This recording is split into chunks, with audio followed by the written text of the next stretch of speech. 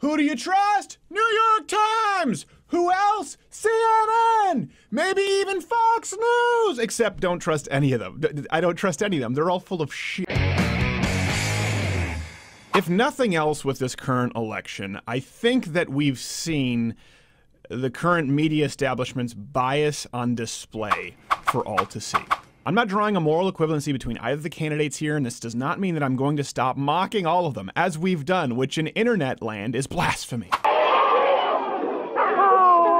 If you look at the media coverage, it's tough to know exactly. I've seen numbers as high as 90% negative coverage of Trump versus Hillary. I've seen as high as 10-to-1 ratios of coverage of Trump's sexual harassment allegations versus WikiLeaks. I think everybody at this point even knows, including leftists, that the media is trying to drag their cackling corpse that is Hillary Clinton across the finish line.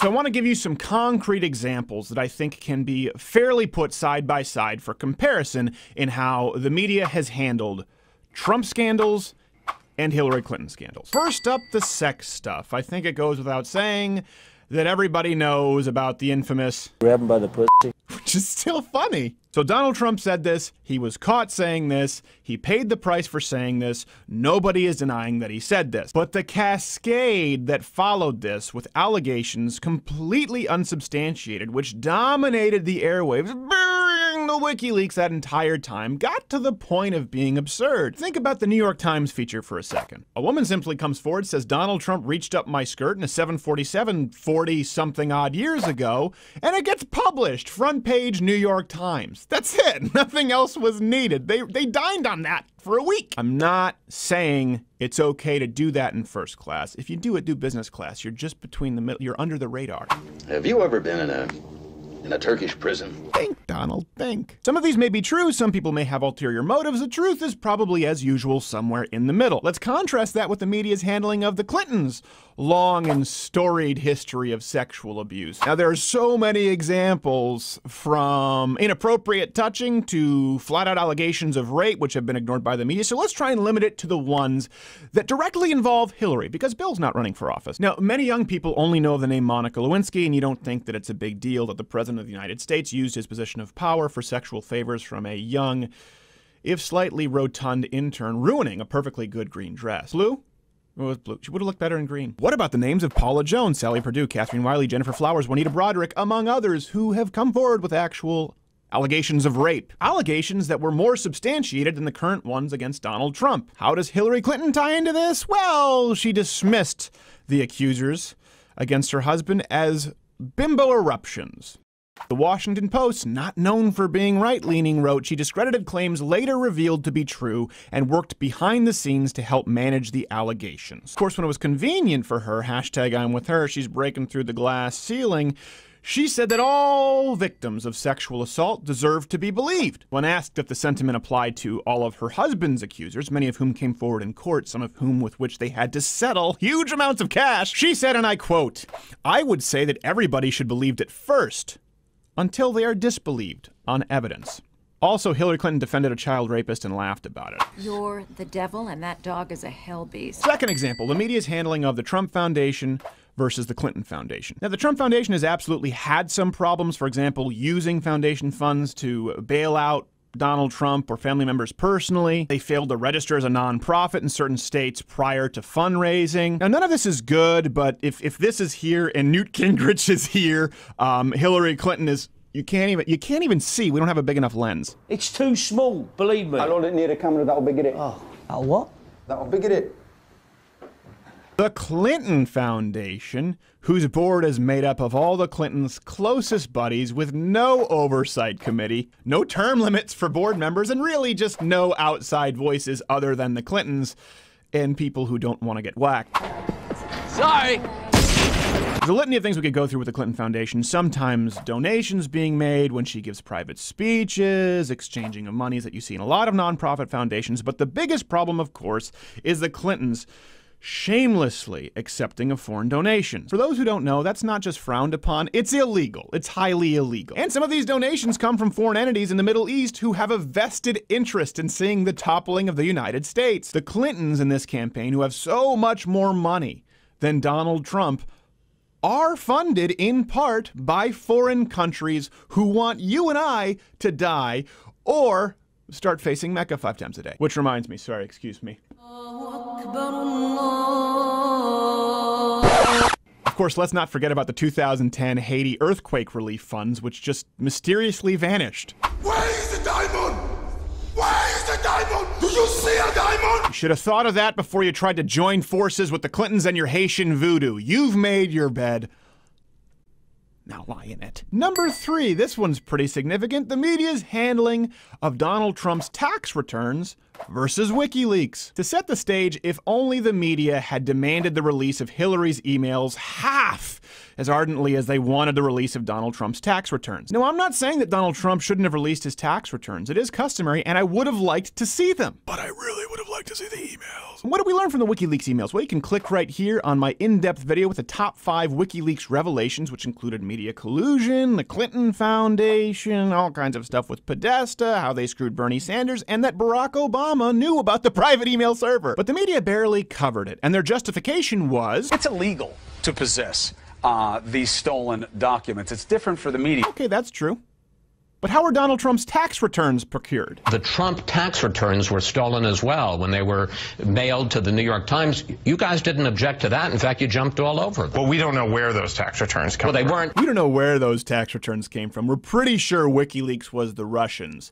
We're pretty sure the tax returns from Donald Trump came from Lil Jon and The Apprentice. Okay! Robbie Mook. What a mook! Was a layup, I'm sorry. Again, I'm not justifying either person lying on either of these fronts. What I am talking about here, this is key, let's continue with this, is the media's treatment of the candidates and how wildly different it is. Number 4, violence at rallies and or at the center of the campaigns. Of course, the media jumped all over Michelle Fields, Corey Lewandowski's rough handling of her, which I think was at least inappropriate. And of course, the media ran with the stories for weeks on Donald Trump inciting violence at rallies. You've all seen the tapes. None of that's okay. We talked about that too. But now we've seen on camera from Project Veritas that the DNC and left-leaning nonprofit organizations have deliberately, proactively, repeatedly sent in agitators to Trump rallies to incite violence. At Trump rallies, we're starting anarchy here. The campaign pays DNC, DNC pays Democracy Partners pays the Fogle Group goes and executes the shit on the ground. Donald Trump says, I'd like to punch someone in the face. Media dines out on it for a week. What do they say when this happens on camera? There's no evidence whatsoever that we have been able to find that anyone ever did anything like this when they were working for the DNC. For reference, no evidence whatsoever is actually a synonym for I don't like your question, Jake, and I won't respond to it. Which brings us to number 5, our final point. Attacks against free speech and the press. This is where people get mad at me being even-handed, but my biggest problem with Donald Trump has been his repeated attacks on the press, threatening to sue, and expanding the libel laws as it relates to the First Amendment. You already can't slander, libel is illegal, and there are courses of action to take. Donald Trump has taken them many times. The First Amendment, not only to what we do here, but to any American, is paramount. And we need to demand